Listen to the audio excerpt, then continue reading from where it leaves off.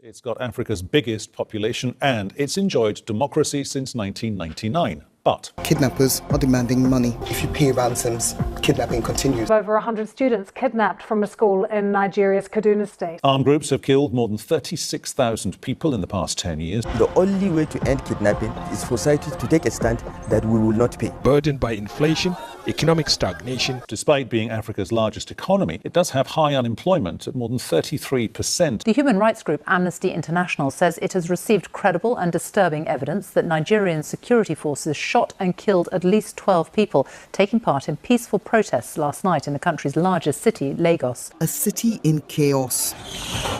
Let's talk about hunger siege in Nigeria, food and agricultural insecurity, which the news media and the internet vloggers have been ignoring all these times. Most of the times, the media people in Nigeria are caught only focusing their attention on discussing leadership political bankruptcy and ultra-bad governance in Nigeria. These criminalities and political crimes by leaderships brings about the associated insecurity and suffering of the people with zero accountability by the political leadership perpetrators from federal, state, and local governments, which all exonerate themselves from their crimes since independence of Nigeria in 1960 till the present administration in 2026. Many of those people have died, many of them are still living and ignored while enjoying their loot of agricultural funds and budgets. It is about time we start talking about Nigeria's agriculture and food insecurity, which has bedeviled Nigeria as a nation and brings about hunger siege in the country. According to the United Nations Food and Agriculture Organization, UNFAO, records as recently as 2024-2025 data identified Nigeria as a hotspot and high concern of critical levels of food insecurity. Nigeria people, pre and post-independence until middle of 1970s, with the exception of the brief Biafran Nigerian Civil War, which lasted from 1967 to 1970 with massive death, where, due to federal government of Nigeria's blanket blockade of Biafra, which created massive malnutrition and food shortages in eastern part of the country, Nigeria had food surpluses and boom in agricultural products exportation. Nigeria was proud of their cash crops from farm settlements and plantations of palm produce, cocoa, animal hides and skin, granules, rubber, timber, and cotton, and many others. There was surplus to eat and drink from farmers, and Nigerians were proud of their farmers then.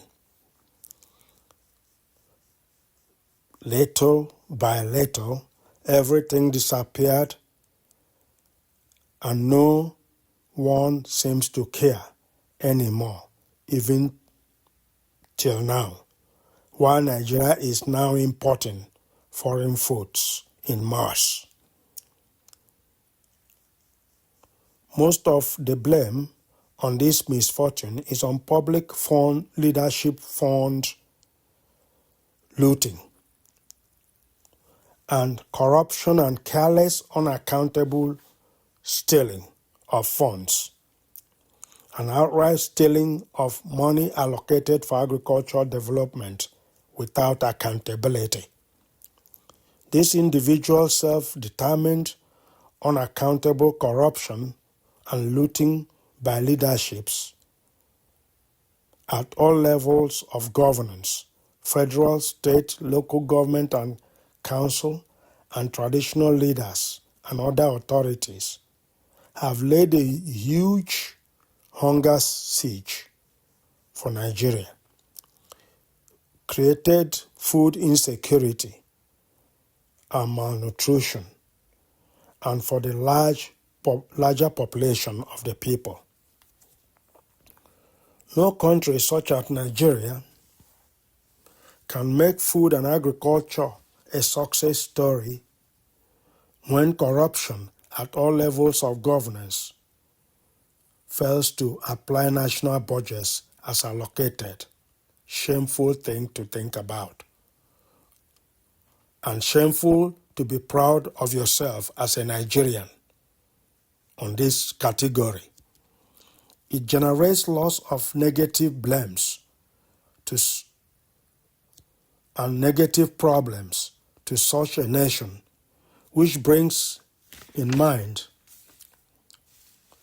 and seen practically in Nigeria as follows. It generates high level of unemployment at all population levels all over the country. The unemployed youth in the nation, like Nigeria, including the educated ones, must survive on something.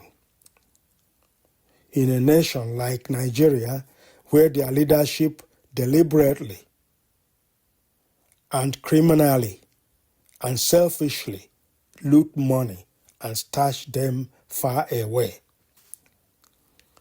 It is in record that some northern Islamic Nigerian leaders and political leaders even go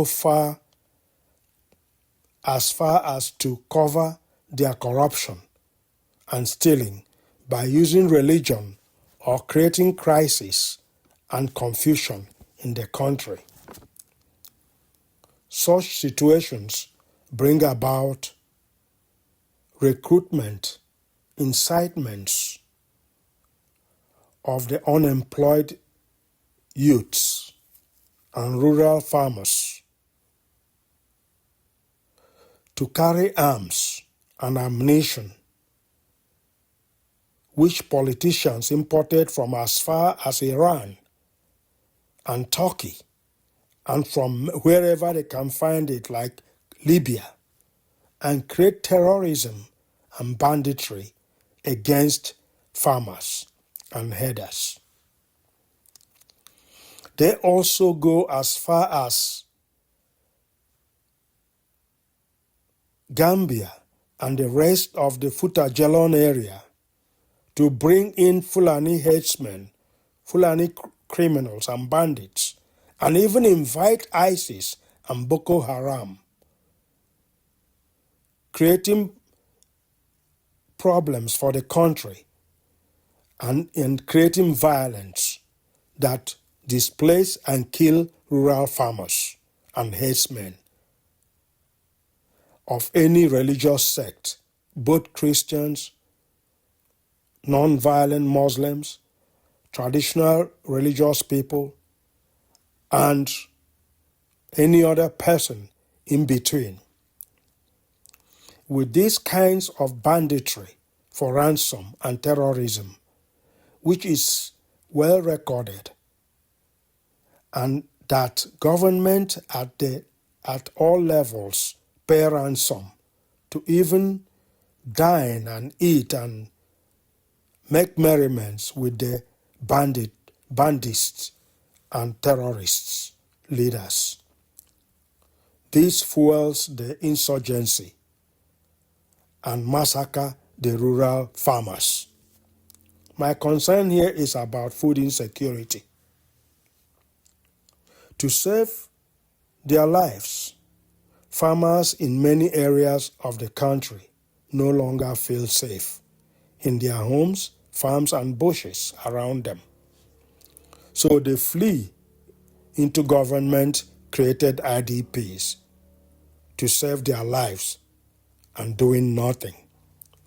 Some flee as far south as they can to become street beggars with their families in places like Lagos, Aba, Calabar, and so on and so forth. It's not even better in the riverine areas.